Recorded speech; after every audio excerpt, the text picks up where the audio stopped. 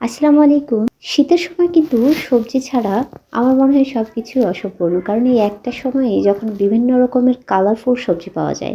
তো আমি ১ম এই সবজিগুলো প্রিপেয়ার করে নিচ্ছি কারণ এটার স্যুপ তৈরি করব সেজন্য।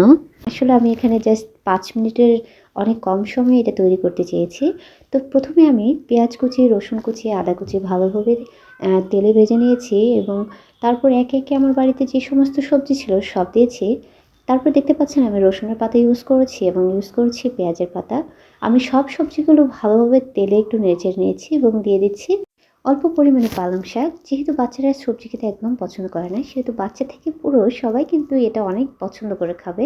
দিয়ে দিচ্ছি স্বাদ অনুযায়ী ১ চামচের মতো সয়া সস এবং টমেটো সস। আপনি চাইলে এখানে এই টমেটো সসটা স্কিপ করতে পারেন। তবে আমি দিয়েছি জাস্ট একটু টেস্ট ব্যালেন্সের জন্য। এবং এখানে আমি বলে রাখি সামান্য একটু চিনিও আমি অ্যাড করেছিলাম এবং দিয়ে দিয়েছি ১ মগ পানি এবং সামান্য একটু লবণ।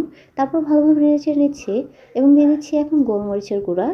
ব্যাস আমার কাজ কিন্তু এখানে শেষ। এখন এটা ফুটে উঠলে এখানে কর্নফ্লাওয়ার অথবা চালের আটা দিয়ে আপনারা এই স্যুপের যে ঘনত্বটা সেটা অ্যাডজাস্ট করে নেবেন। এখন জাস্ট একটু নেড়েচেড়ে নিয়ে ব্যাস আমার স্যুপ কিন্তু একদম কমপ্লিট। দেখতেই পাচ্ছেন সকলকে খুশি করুন, সার্ভ করুন এবং হেলদি ওয়েতে সমস্ত কিছু খাওয়ার চেষ্টা করুন।